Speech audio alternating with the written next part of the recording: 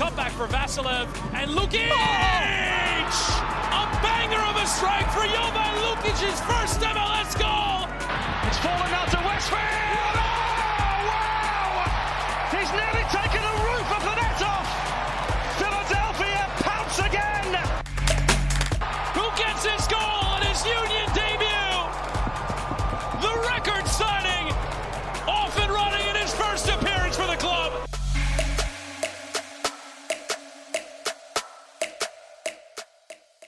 Hello and welcome to the Free Kick Podcast. My name is Todd. And yes, we do have a 2025 MLS Cup champion, and it should be to nobody's surprise that it is Inter Miami. Lionel Messi, Sergio Busquets, and the gang go off with a trophy to end the 2025 season as Alba and Busquets go off to retire. There's rumors out there that Luis Suarez potentially going to Nacional, opening up potential roster spots for Inter Miami to get younger. We shall see. I know that Don Garber had his end of the season MLS State of the League. We will not be addressing that, nor will we talk about the World Cup draw. There were so many draws or so many episodes. After the draw, there were so many people talking about the World Cup when this draw was complete. So we'll leave that for you guys to go ahead and listen to this podcast. I know the Union did one. So we're going to try to speak specifically just on the Philadelphia Union. But regardless, Jose, how are you doing? How was your weekend?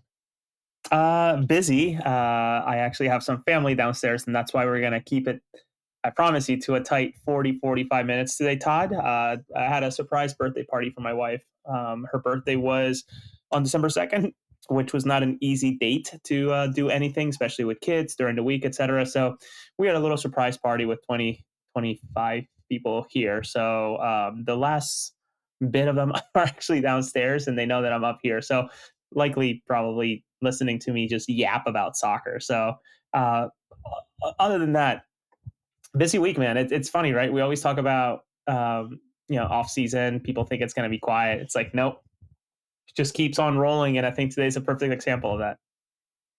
Yeah, absolutely. It's funny because I remember us sitting here last year doing the same thing, pretty much week in, week out, doing the podcast because there was so much news, and clubs don't sleep just because the season's over. They're constantly working behind the scenes, and they're constantly working throughout the season for previous or next season's coming up, and it's no difference for the Philadelphia Union. So we have a bit of news to talk about in terms of player signings that are now official, new players potentially joining the club. We'll talk about that, and then we'll go ahead and talk about the end of the season press conference with Bradley Carnell and director of the academy, John Scheer. That press conference was on Wednesday. Real quick, want to give a shout out to the University of Maryland for a fantastic season. Henry Bernstein scores the Lone Terps goal, and the Terps 3-1 loss to Washington Huskies. Washington finally gets the better of Maryland when it matters most, really. Really great game between the two sides. I know NC State maybe is the favorite to win the College Cup, but I don't know that Washington side. I had texted you, Jose. I said the winner out of Maryland or Washington's probably going to wind up winning the College Cup. Let's see if that happens. But yeah, college soccer is still going on, even though MLS Cup is done. So if you guys are still trying to get your soccer fix in, go ahead and check out college football, college soccer, whatever you guys want to call it, because the next games coming up are on Saturday, I believe, and then the final is going to be next Monday. But regardless, let's go ahead and talk about what is finally official with the Philadelphia Union. They announced the signing of Ezekiel Alladoh from Sweden for a club record fee of $4.5 million, signed through 2028 with options through 2030. And it's got to feel good, right, Jose? Something that you reported on a month ago, finally official by the club, finally gets over the line. And the Union, back-to-back seasons that they break their transfer fee record. Yeah, it's cool to see, right? You sort of work these leads and you work the reporting, et cetera. You put it out there, and there's some skepticism, which is fine. I get it. But I think it's, I like to think that I built a reputation, excuse me, for only sharing when I know things are going to happen. So glad to see Alladoh come through. I think many are sort of seeing him as a immediate replacement for UA.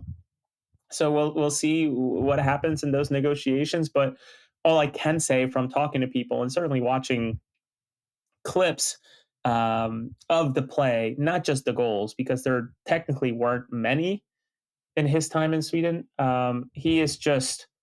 He's an unbelievable north south runner, very much like Mikael Ua in terms of what he can do to stretch the field.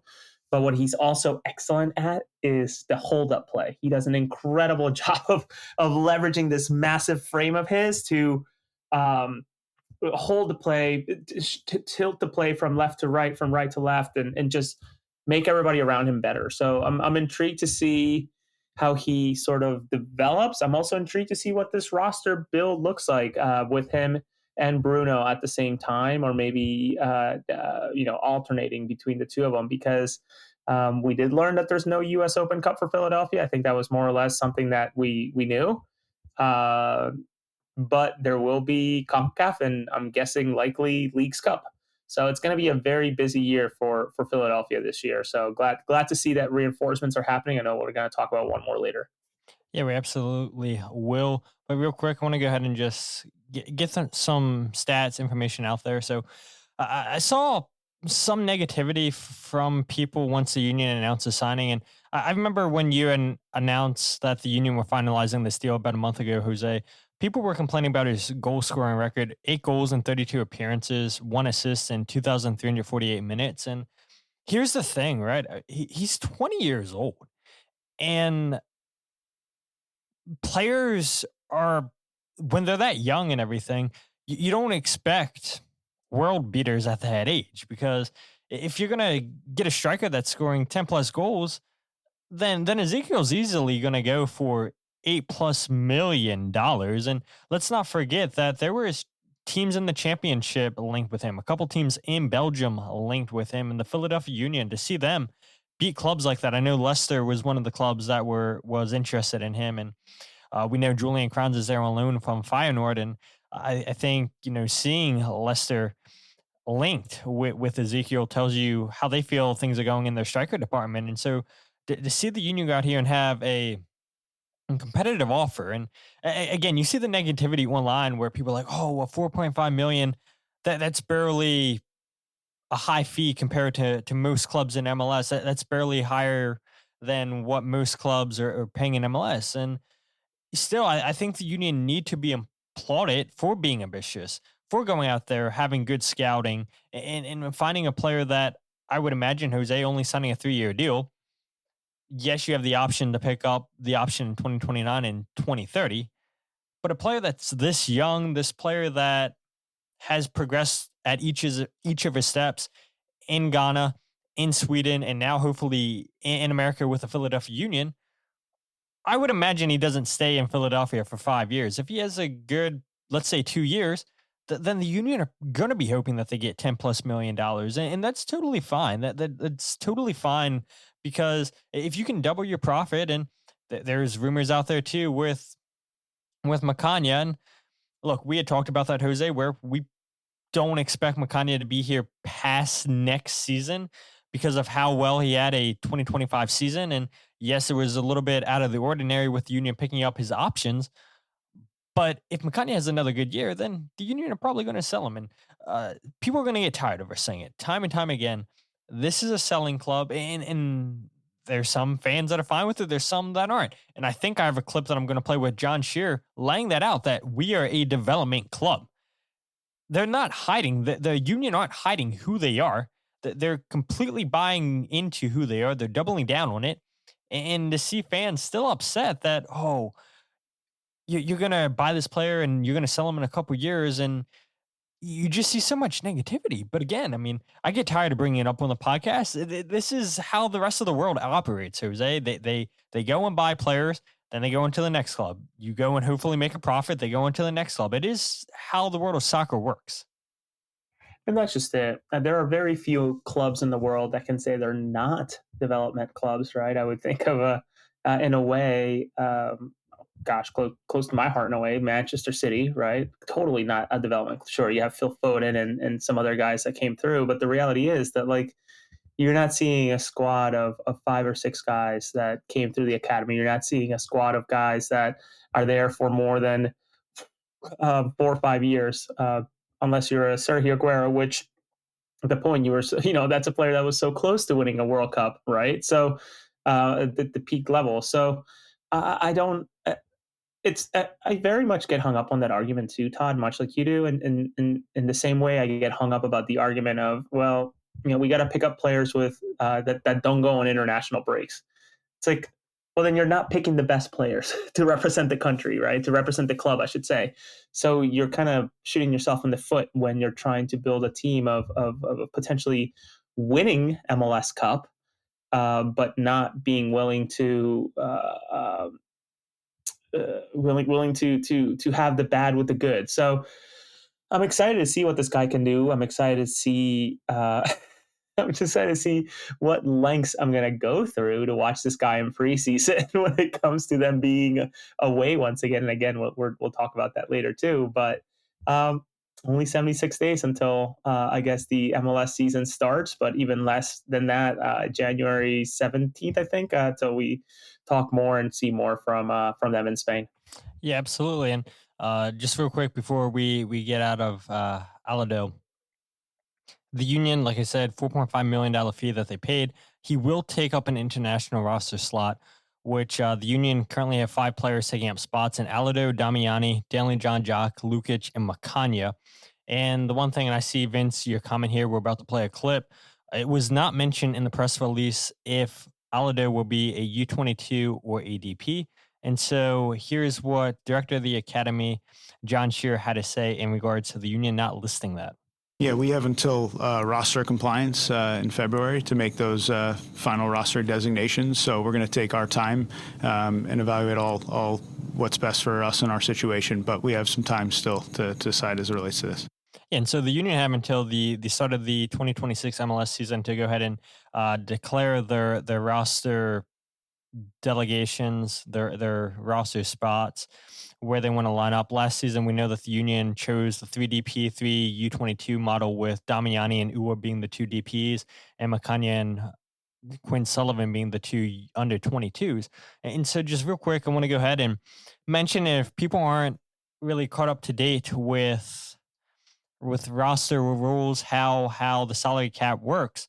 Well, last year, any players that were U22s, age 20 or younger, they carried a salary budget charge of $150,000, with players the age of 21 to 25 carrying a $200,000 charge. Now, if you were a designated player, age 24 or older, you carried a maximum salary budget charge of $743,750. The clubs can use GAM to buy that down all the way down to $150,000. And so the Union, do they want to go that U22 route? Do they want to go that DP route? Because it all depends on, okay, how they want this to hit the salary. We saw last year too, if you went the 4 DP model, that teams had the potential to earn up to $2 million extra in GAM. And so that's always intriguing to me, Jose, especially a team that's not going to go out there and spend a ton of money like the Union. I could see as much GAM as possible being beneficial to a team like the Union. I think in general, $2 million in GAM, that's beneficial to any club. And so we'll see what happens. But also too, I do want to make a point, and this is my bad. In the article that I had wrote about the signing of Alladoh, I guess I kind of alluded that the roster rules are still going to be the same next season. And we don't know that yet. MLS hasn't said what the roster rules for 2026 is going to be. Do they completely change it up? And I know teams, I know fans want a higher salary. Do they change these models up? We shall see. But if MLS did decide to keep everything in place, what they did in 2025, that is the latest. That is the salary budget charge. Anything you want to add there, Jose, before we move on to this deal with the Union finalizing? No, nothing to add. I think it'll be an interesting couple of months, as I think the calendar flip sort of has thrown a lot of different things into the mixer to sort out. And I think this is one of those things, and also contracts, which again, we'll talk about in a bit.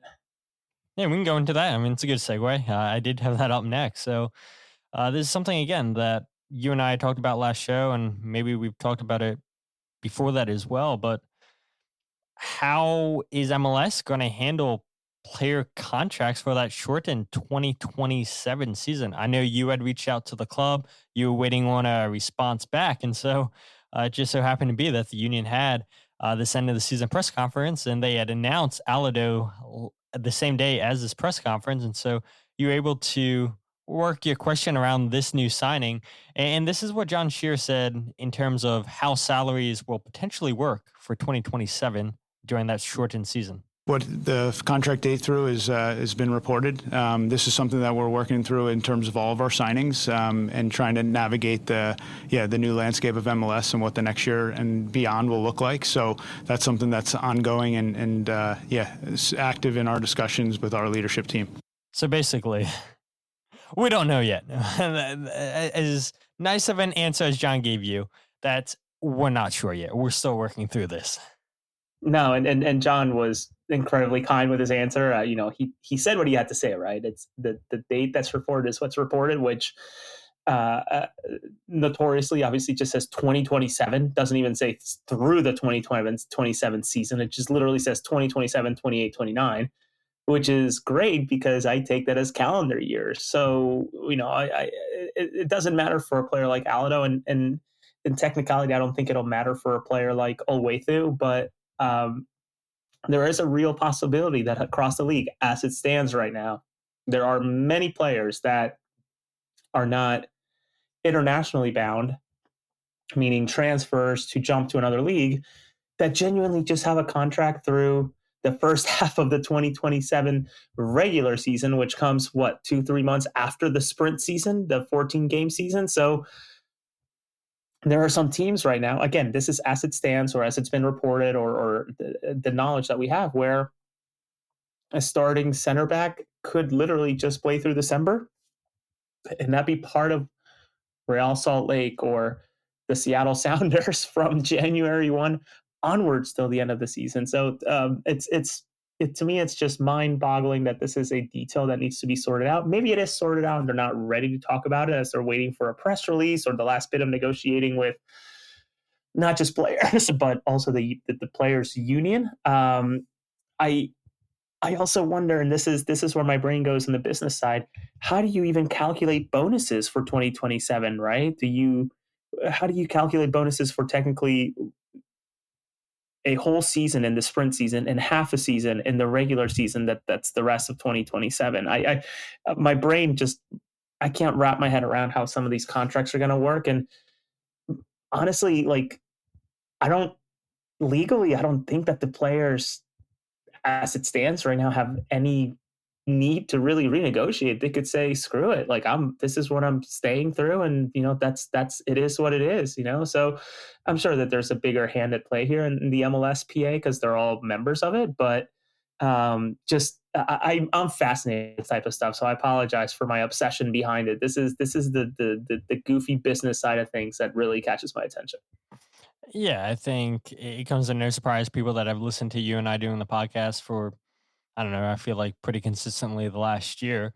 You and I do enjoy talking about the CBA. We do enjoy talking about the roster rules, which I know is not what everybody wants to hear. I know that it's a little bit too much for people, but to try to get the best understanding of this league, you try to make yourself as informed as you possibly can.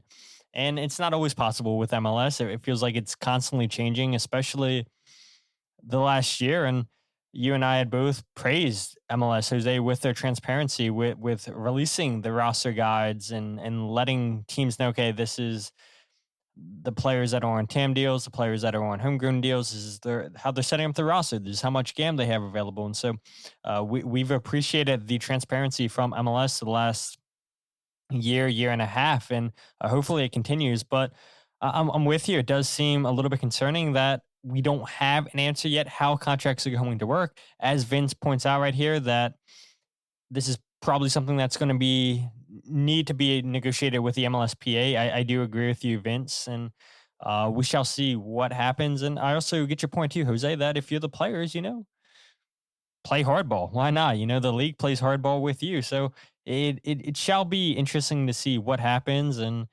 uh, you had joked, Jose, that shortened season, you're gonna have that little asterisk on it. Whoever wins MLS Cup, and wouldn't that be typical Philadelphia Union if they come away winning a trophy after a 14 game regular season? Oh my God, can you believe that? That would not be good. But As big of an asterisk as the first Shield, unfortunately, right through the shortened COVID season and all the mess that it was. So yeah, it's just I I just wonder about this stuff, and it's you're right. It's you just gotta put your shoulder into it and learn about it if you really want to enjoy this league. I know people hate it and it's mocked about in this about this league across the world, but this is what makes it so different and so interesting. And you're right.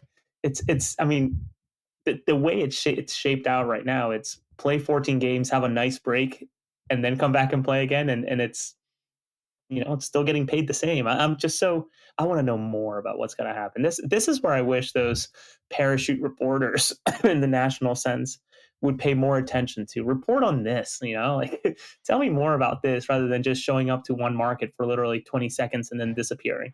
yeah, that's what I don't understand. Like, this should be a bigger topic than I mean, to be frank, you're the only one who I've seen question this on social media. Nobody big nationally I'm seeing talking about this, or other people, other journalists in other markets I'm not really seeing talk about this. And I'm sure, like anything, eventually it's going to blow up on social media, and then everybody's going to talk about it, just how things go. And you're at the forefront of it right now, Jose, and then people are going to eventually come around and say, oh, yeah, this is a good point. I didn't think about this. And then you have some people say, "Oh, I came up with this idea first. I'm the first one to be talking about this." And it's like, "Whoa, let's slam on the brakes. Not so fast." Jose Nunez has the receipts. And one other thing I do want to talk about before we move on to this deal that the Union are finalizing. I know Jose and I haven't talked about the calendar change. We will talk about that. We haven't talked about the 2026 season yet. We'll talk about that again at some point during the off season. But again, I feel like there's just things that are too important to talk about where we can go ahead and brush those off to the side. Because again, I think a lot of people have given their thoughts on the calendar change, and Jose and I really haven't talked about that. Maybe you have a little bit on social media, Jose. I can't remember. It's been a couple weeks since MLS announced that. But yeah, we decided let's go ahead and let that die down, and we'll talk about that later. And that will come in an eventual podcast. But let's go ahead and talk about this deal, Jose. I'll let you go ahead and talk about this because I saw that you also reported on this after CL Marlowe. Good. Yeah, the Philadelphia Union finishing up a deal to bring Geiner Martínez from Juventud and Uruguay to the Union on a 3-year deal with an option for a fourth. I don't have anything on the fee, and frankly, I'm not too interested since it seems to be such a low. I'm guessing it's a very, very low fee, but interesting depth. Many will probably immediately hone in on the fact that maybe they think this is a replacement for Owethu. I don't think so, at least not yet. My guess is that something overwhelming and shocking would have to come through the desk of the decision makers, which there's apparently 4 or 5 of them at the Union right now when it comes to player sales in a way. It's going to have to be an incredible number for them to let Owethu go right now. So added depth, added player, maybe thinking beyond Glesnes at this point. Maybe it's as Shaggy Meg Shagster, what a ridiculous name, I love it, says maybe it is to sort of play the Glavinovic role, which by the way, he did I'm trying to put my finger on it and figure out where it is, but he did do a radio interview Friday at some point where he talked about the Union. I have some written quotes from it, but I want to listen to the whole thing. Man, the dude really wanted to play here. It was pretty telling. So, got off topic, but yeah, Union bringing in another young South American. And Michael says here, am I incorrect? Was it a 3-year contract? And yeah, that's what CL Merler is reporting. That's a 3-year contract with a 4th year option. 22-year-old center back. And yeah, I don't think this is a replacement for Macania. I don't think this is a replacement for Glesnes, because you had mentioned earlier the Jose CCC play for the Union, MLS play obviously. we would imagine Leagues Cup. Haven't heard anything on that yet, but we do know no US Open Cup. So there is going to be a significant amount more games for the Union this season. And the Union do pretty well, I feel like, getting out of the first game in CCC. They do good getting out of the second, making their way to the semifinals. So, yeah, they could potentially play a significant amount of games leading up to that May final in CCC with all the MLS games that they're going to play. And then the second half of the season gets interesting because you take that long break because of the World Cup. And then you're playing a game, it seems like every 3-4 days in the second half of the schedule. Again, I know Jose and I haven't shared our thoughts on that, and we will when the time comes. But yeah, I think this is a solid deal for the Union. 32 appearances for Martinez at Juventud, 25 starts, 2 goals, helped keep 14 clean sheets and 2,341 minutes played. Prior to that, he was with Central Espanol and the second division in Uruguay, appearing in 17 games, 17 starts, 2 goals, kept 5 clean sheets in 1,500 minutes. And the thing that's interesting is Juventud have sold 2 center backs in the last 6 months. One to Lyon for $870,000, and then one to Union Santa Fe for $724,000 in Argentina. And so, for a club that's now on the verge of selling a third center back in the last 6 months, I think that has to be credit to the club for obviously doing a good job scouting, because if you're selling 2 center backs prior and now you're selling a third one, it seems like you know what you're doing defensively. It seems like you know what you're doing in scouting if teams are coming to you, buying your players, especially young center backs. And, for the Union's sake, they're going to hope that Martinez winds up being a successful signing. And I think this is something that makes you happy. I know it makes me happy, Jose, seeing the Union continuing to hit South America. I feel like there's just so much untapped potential there. And I know a little bit biased on your end. You want to see Bolivia a little bit more, maybe. But yeah, to see the Union hit up South America, I think this is long overdue, if I'm being honest.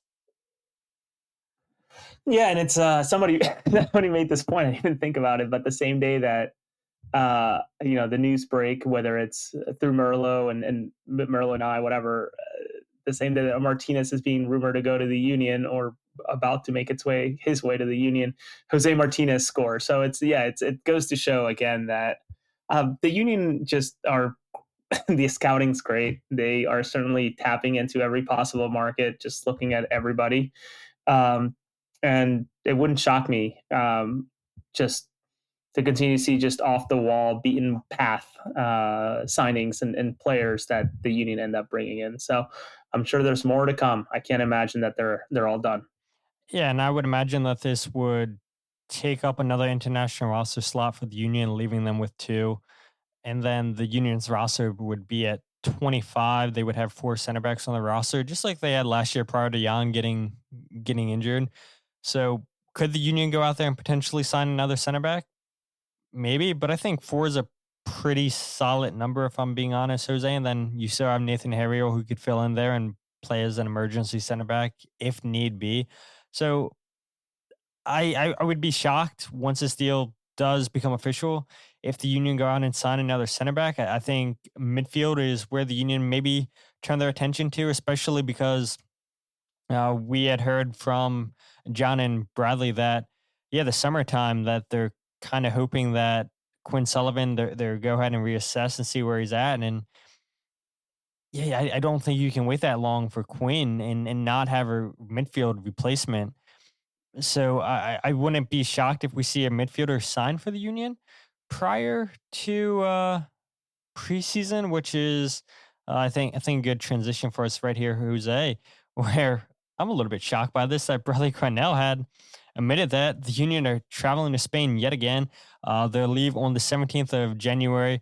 They'll have 2 or 3 games in Spain, and then they'll head down to Clearwater, Florida to face FC Cincinnati and CF Montreal before they play a CCC game either February 15th, 16th, or 17th. But Bradley Carnell just straight up saying, we're heading back to Spain and we're going down to Clearwater. Yeah, dude, I can't tell you that as soon as that came out of his mouth, I sort of was just like, I was taken back, right? Because this is if I'm not mistaken, Todd, this was very much a not massive, but it was a pretty big marketing beat for the Union, right? Of like, there was a social media post. They did a ton of like leading into it.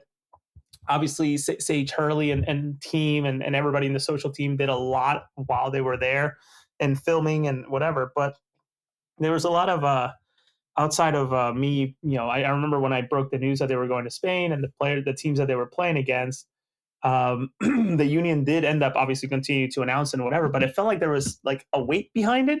So for Bradley to just say it in the middle of the press conference was kind of neat. I also appreciate him saving us the fake suspense of trying to figure out who they're going to play in Florida, right? And just outright saying who they were going to, how many, the two opponents that they will play in Florida. It's like, okay, there's no guessing. And at this point, it's probably fair to say that maybe it's a pencil in Cincinnati and Montreal every single Florida trip, because it feels like this is the third or fourth year at this point, right, of those two teams at the very least. Yeah, and I think nobody's shocked when Jim Curtin was there because of the connection with Chris Albright and Pat Noonan in Cincinnati. So, and they would always play 120 minutes too, regardless of the score. Like, they're like, let's go and play 120 minutes. And remember a couple years ago, there was that little scrummish, the little pushing between Cincinnati and the Union, and it was Bupenza, rest in peace, in the mix of it between the Union. I believe he scored a goal, and there was a whole bunch of pushing going on and bad blood for them. And that's what you love to see. These two teams where, okay, let's face it, preseason games don't matter, but just going at it, acting like the game matters. And Bupenza, like, taking the piss. I think he, like, chipped Andre Blake or something. I forget the clip. I'll have to go and look on it, look on social media. But he scores a goal in the Union. We're not happy. And I was like, yeah, that's what we want to see. I think he chipped it and then he walked it in and Glasnost shoved him or something like that. It was something weird, but you're right. That is kind of the fire you want to see in the belly. If anything, the most memorable thing out of the last couple of preseasons, I guess, against Cincinnati specifically, was the interview pre and post game that Corey, I think it's Corey Baird, give out. He's now with San Diego. Yeah. But at the time when his first preseason with Cincinnati, he said, yeah, they told me that this match is going to be pretty fiery, so I'm excited to play in it. Opponents that, we don't like each other and et cetera. And then after the game, it's like, yeah, that was fucking crazy. Just like, I was not expecting that type of match for preseason. That was interesting. So yeah, it's always, it's just, to me, it's just so funny that it just outright said what we as press are like trying to figure out, like, who are they playing in off season, because we're so hungry for news at that time, and for Bradley to just ease it into our laps is just fantastic. So much appreciated, Bradley. I'm not sure if you listen or watch or any ways that you get this, but we appreciate you. That was very kind of you to just outright share. It was. And Vince chimes in and says he went past him and slowed down, waiting for Blake, and then tapped it in backwards. That's exactly what it was. I can see the whole play in my memory. That's exactly what it was. So thank you for that, Vince. But I do want to go back to this question from Shaggy real quick. He says, do you guys have any fears of losing that eye for talent if Tanner leaves, or are the Unions set up with a good scouting department? And I think it was Shaggy, maybe it was somebody else. Earlier in this show, they had asked an update on Ernst Tanner. There is no update on Ernst Tanner.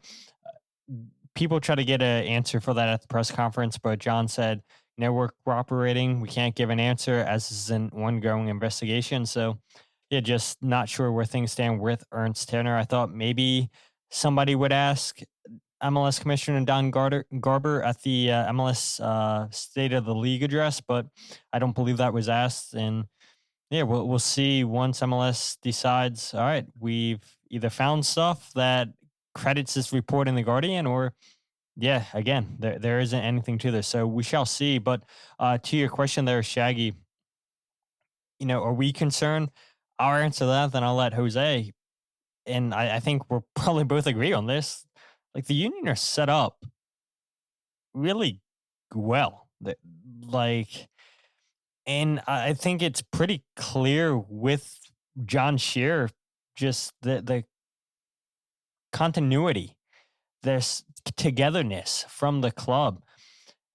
Bradley Carnell comes out and says that, yeah, it's a brain trust of himself, John Scheer, Chris Zitabart, and Matt Radicic, all working together as one, really honing in. And John, I think this is the clip I have posted or about to play, talks about how, yeah, we're taking on extra responsibilities, but we want this club to be successful, especially for 2026. And it's not like these guys weren't a part of the deals, the negotiations prior. They've been working hand to hand. And so I don't fear Tanner leaving the union and then things just going south, like maybe some fans on social media have suggested. Maybe some fans are afraid is going to happen. I don't think that's going to be the case with the union, just because of how well this team's set up structurally. And I don't know who would replace Ernst Tanner. I'm sure that would probably be a question too. Do they go in-house? Do they go to Europe? Do they hire somebody in America? I have no clue. But yeah, I just think there's enough talented people here in this organization that are really, really good at their jobs. And yes, Ernst Tanner gets a lot of credit because of what he's been able to do since 2018 with the Philadelphia Union. But there are a lot of really good people in that organization that help Ernst Tanner. And yes, Ernst Tanner has the final say as the sporting director. But yeah, I feel confident with the staff that the union have set up. Jose, anything you want to add there? No, I think you're bang on, right? It's pretty clear that the scouting department has been great, will continue to be great, will be great. But where I maybe will push a little bit is at some point, yes, it can be a brain trust, but it really does need to come down to having a spear, right? Who is going to be the tip of the spear? Who is going to be the representative of this all? Who is going to be answering the questions of this all? And you know, I must admit, and listening during this press conference, and maybe it's pretty telling of who came out during that press conference. Like, you know, it's obviously going to be the first team coach. And maybe John Scheer is taking that public face, right? Of who is going to be the new Ernst Tanner, or who is going to be the person who is on the spotlight for a lot of these decisions. So John, having been at the team for 7 years at this point, I believe, having really done a lot of work, whether it's academy work, scouting, second team, certainly knows his stuff, knows what he's doing. And I'm more intrigued to see, you know, whether even if the investigation comes out negative, do the union keep Ernst Tanner anyways?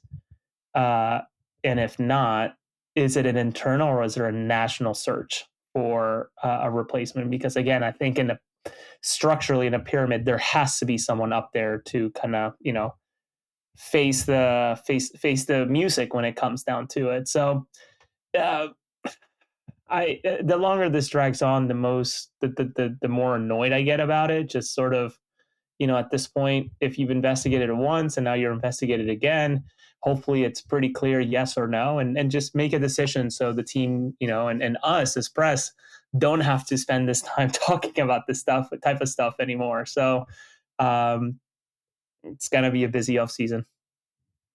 Yeah, it absolutely is. And so again, since you asked the question, Shaggy, we'll just continue on this topic. A lot of questions asked about, you know, how this organization is going to work. I mentioned it, Scheer, Carnell, Radicic, and Zitabart all taking on that responsibility. We all know, and John Scheer had let it been known publicly. I don't think this is any secret that MLS does sign the contracts when the players sign, because the league is in charge of the contracts, not the teams. But then anything else that needs to be signed, it's Matt Radicic signing it as the assistant sporting director. But another thing I want to point about is what I've been talking about, that continuity between all parties and just taking on more responsibilities since Ernst has been placed on administrative leave. Yeah, look, I think it's our duty to continue to keep this train on the right track. And I think it's something that we were all involved in these conversations and processes to begin with, given how collaborative we need to be, quite frankly, as a club. We are a development club.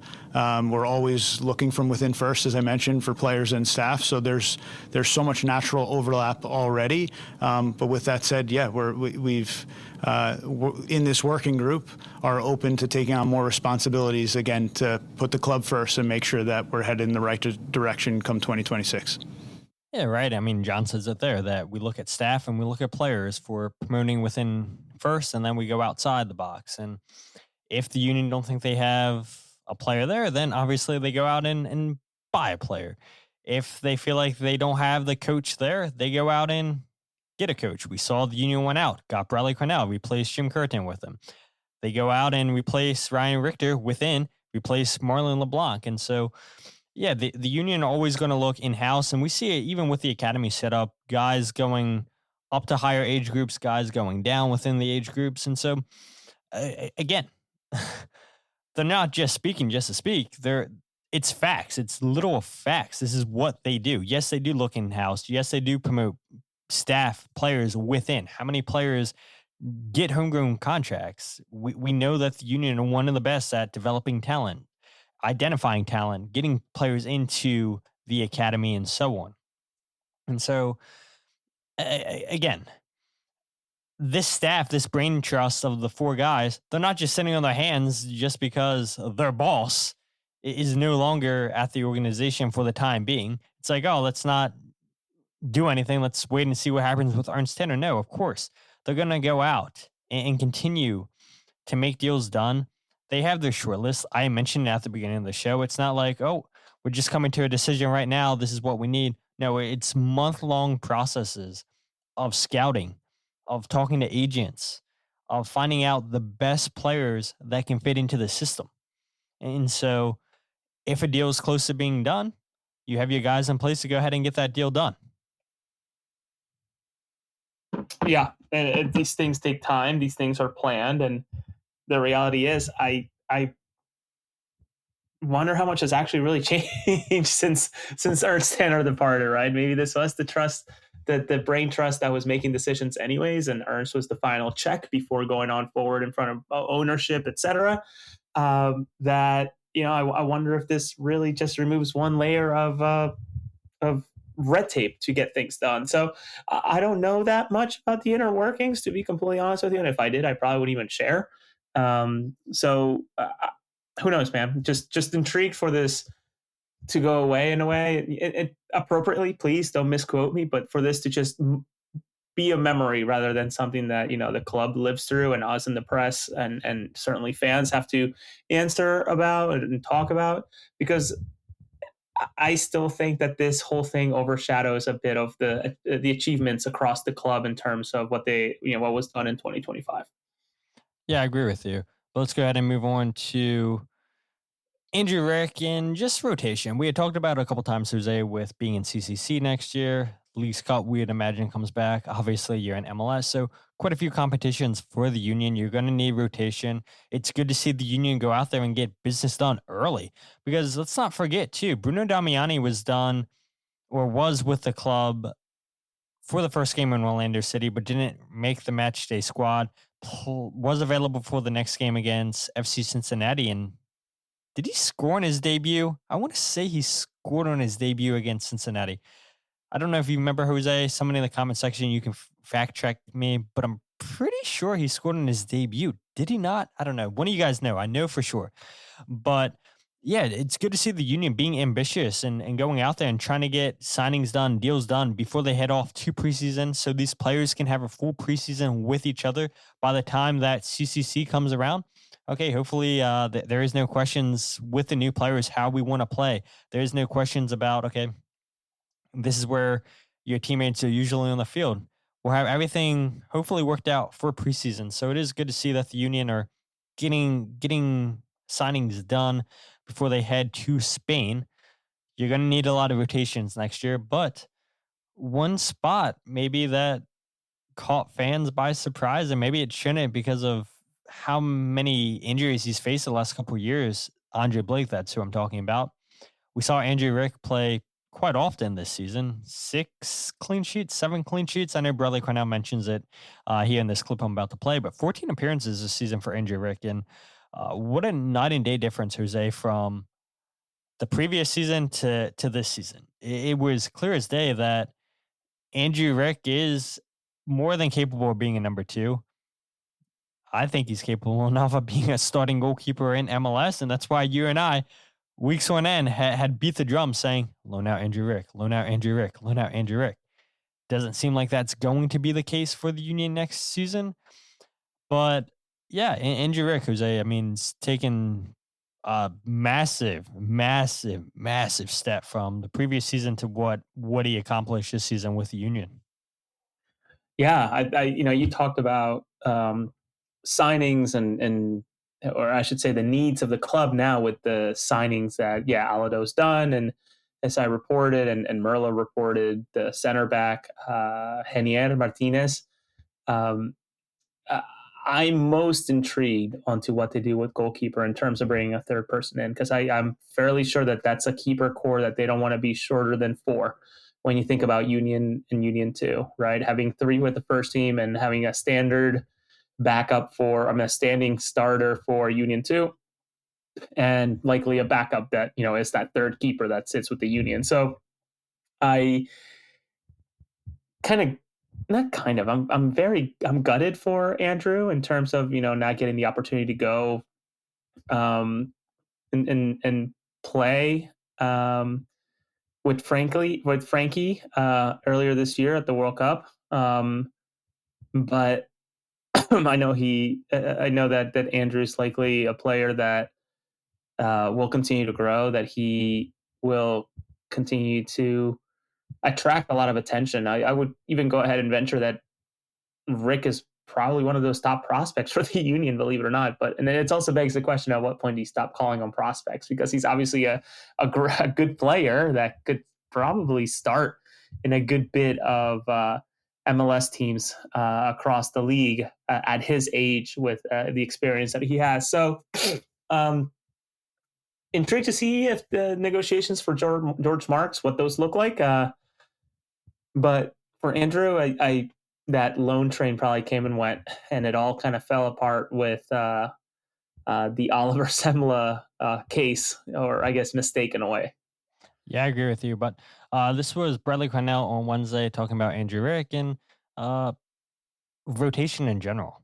Yeah, I think that's natural. And I think if you have a look at our cadence of how we've rotated this season, not just with the goalkeeper department, I think it's been a natural progression. And sometimes it was due to Andre's travel, maybe sometimes some physical aspects going on. But for Andrew to get 14 games and the 6 clean sheets to go along with it, to play a big part in this historical season in many ways, kind of gives us a precursor to what it could look like. But Andre knows exactly what he needs to do. It's a big year coming up for him as well. He's immense in the locker room, his leadership, his quality on and off the field. There's a big playoff game he's got in March as well, and with their quest for the World Cup. So, there's a lot on the line for everybody. But I think we showed a lot of what we can do in this season with all the players we've used. Yeah, a lot you can potentially read in there with Bradley Carnell's answer on rotation, on Andre Blake, on Andrew Rick. Not going to go ahead and speculate and try to break down word by word, put words in Bradley Carnell's mouth. But the one thing, again, you can't deny is an unbelievable season for Andrew Rick. Again, if this is 2 seasons ago, fans aren't confident watching Andrew Rick, I would imagine, come in for Blake in the game against New York City in the playoffs. Andrew Rick gets thrown in the fire, makes a save right away, and then I believe it was called for offsides. But even with that being offsides, that's exactly what Andrew Rick needed in that moment, was to come up with a big save. You're coming into the game cold. You're not facing any live shots. Yeah, you have Phil Wetton on the side kicking the ball at you, but it's not live action shots. You're getting thrown into the fire. You're already down 1-0. You want to go ahead and keep that score at 1-0. And Rick comes in there and makes that stop, even though it was offsides. And that just ignites the fire. That helps give him confidence. And I think that's the biggest difference that we saw from the previous year to this past season with Andrew Rick is confidence. You get thrown into the fire, like you said, Jose, with Oliver Zemla maybe not living up to par, hoping or being what you had hoped that he would be, because we had saw him in USL lead the league in clean sheets, be the goalkeeper of the year. We know that USL to MLS, it's a massive jump up. Like MLS Next Pro to MLS is a massive jump up. And so Andrew Rick's learning on the job. But after he gets that experience under his belt, yeah, he knows what to expect coming into the next season. He has that confidence. He has saves. He has moments. He knows how to command that back line. And so it's only a matter of time before Andrew Rick becomes week in, week out starter. I don't know if that's going to be next season. I don't think so, because as Bradley says, yeah, it's the leadership that Andre Blake brings. And Shaggy had asked, does anybody believe that Bedoya will be back next season? Well, if you don't bring back Bedoya, you're losing a big part of that leadership, but you do have multiple leaders in that locker room in Glesnes, Kai Wagner, Blake. But eventually Blake's going to be gone. And I think, I don't know if he would say this, but I think he'd be lying to herself if he would say, yeah, I'm coming to the end of my career. I don't have many moments left. I'm closer to the end than I am at the start. I think that's obvious. And is it this season that Andrew Rick takes the starting spot from Andre Blake? I don't know, but I do feel like it's getting close. Last season taught me a lot, and just watching how the goalkeeper, Jose, the goalkeeping spot has become so modernized with, you want a goalkeeper that's so good with the ball at the feet. The Maryland game, Mac, the goalkeeper from Maryland, he's a sophomore. We were watching on the throw, and this dude's coming out of his goalie box, asking for the ball. And to see a goalie that confidence out of his goal, asking for the throw in because he's so good with his feet, I was blown away. I was like, what is he doing? Like, get back in goal. But that's how goalkeepers are, Jose. That's how they're getting coached up, is to be good with their feet. Andrew Rick told us, coming up as an academy player, as a youth player, prior to signing with Union, he was in number 6, a defensive midfielder. That's why he's so comfortable with the ball at his feet. And so you see it more and more. Goalies good with their feet, both feet. Andrew Rick gets an assist last season. And so I do think eventually we see Andrew Rick become the starting goalkeeper, the week in, week out goalie. Because let's not forget too, Andre Blake was in that situation, gets drafted. Zach McMath was here. Who else was on the goalkeeping department? There was 4 goalies on the team. Was Embolo? Was he with the Union when they drafted Andre Blake? I believe so. He definitely, Zach Mack was the starting goalkeeper, but then Andre Blake eventually took that starting spot. So yeah, Blake knows what it's like to lose your starting spot. And again, he'll give everything to keep that spot, but this is what you want to see. You want to see players pushing each other, and there should be no locked-in starter in this team. And I don't think so under Bradley Carnell. 29 different starting lineups last season, Jose. It's crazy. A departure from what we saw with Jim Curtin, that's for sure, right, in terms of starting lineups. I think the only anecdote I'll add about Andrew Rick, and to your points of how modern of a goalkeeper he is because of how good he is with his feet. I remember being with you in the press box, and we were watching a game, and I remember poking you and saying, Andrew should probably push up a little bit, get the ball, and ping it to Quinn Sullivan over to the corner, because they're just giving him miles of space. And then fast forward, 10 seconds later, they do that. And I think Quinn goes on and gets an assist off of that. And I'm thinking to myself, maybe I do know a little bit of ball, right? Maybe I do understand a little bit about this game. But that's just what Andrew gets you, right? A guy who can ping the ball accurately, that can pass the ball fairly well in a short distance, and ultimately, has a ton of experience for his age. So I do wonder if this is the year. But listen, I think it goes without saying, though I will say it out loud, and I hope I'm not speaking for you, Todd, but also sharing the same sentiment, that Philadelphia has been unbelievably blessed to have Andre Blake for as long as they have had.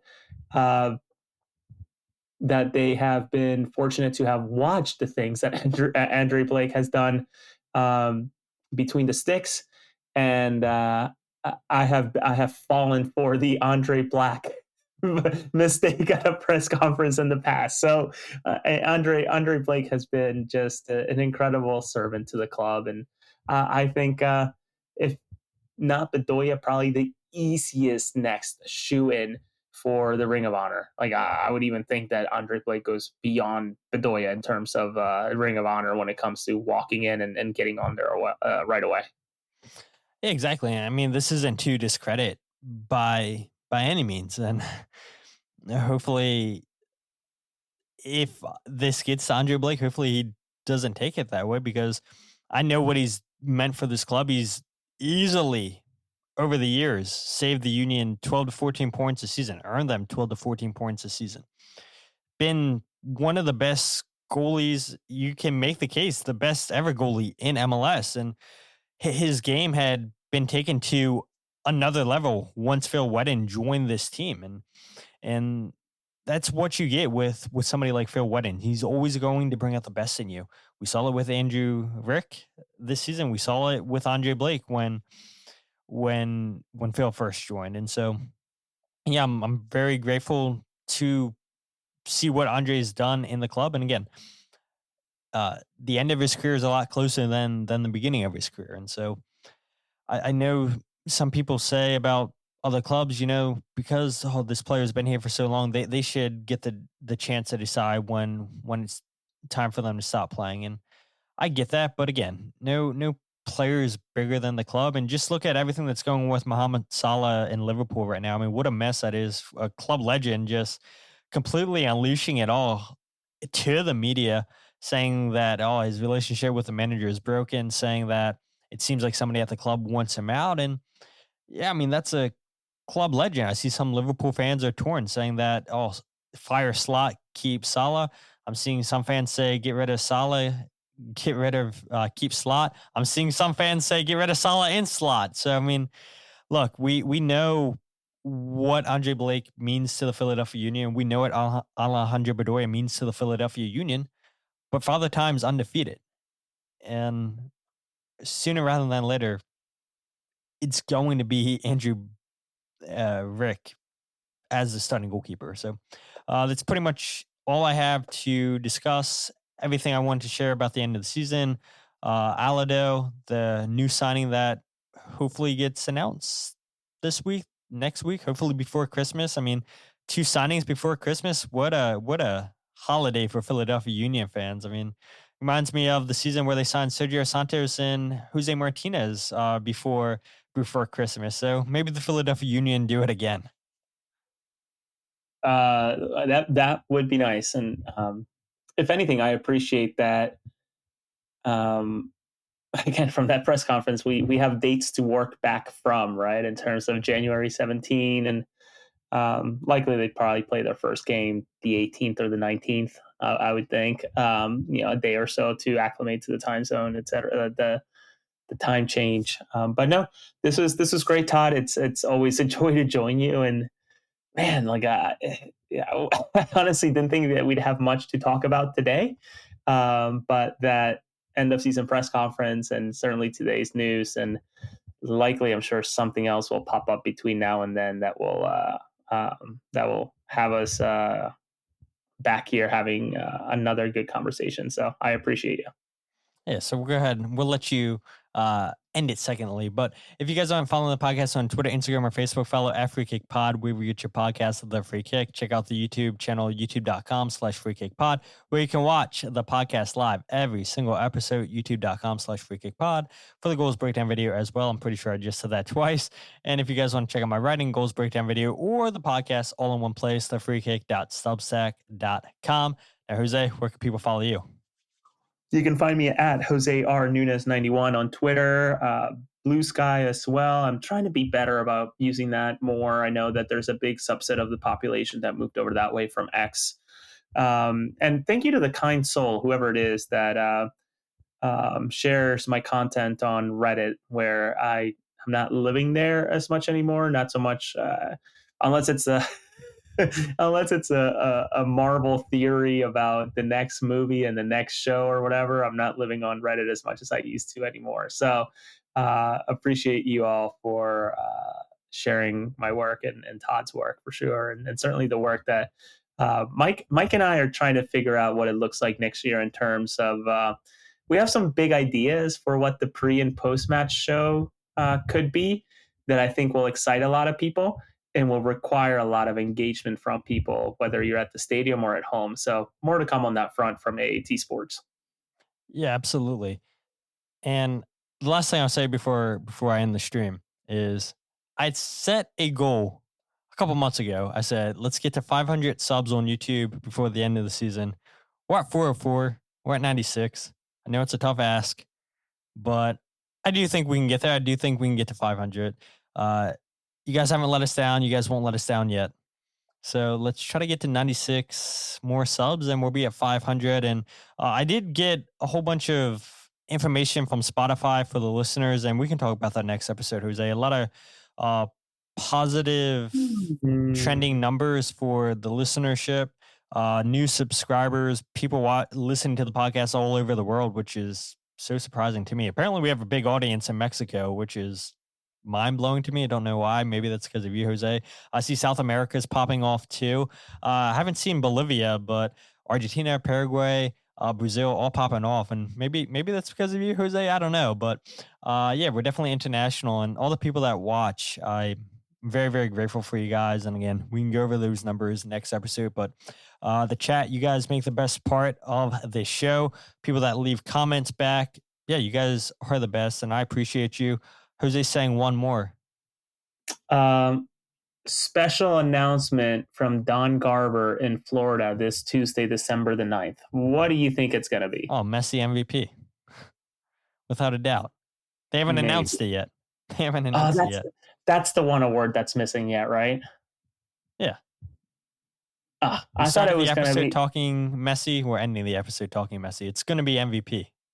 I thought it maybe could be that somehow, because it would help it so much, somehow Inter Miami gets into Copa Libertadores next year, playing in CONMEBOL in a way instead of CONCACAF Champions Cup. I mean, that would be awesome.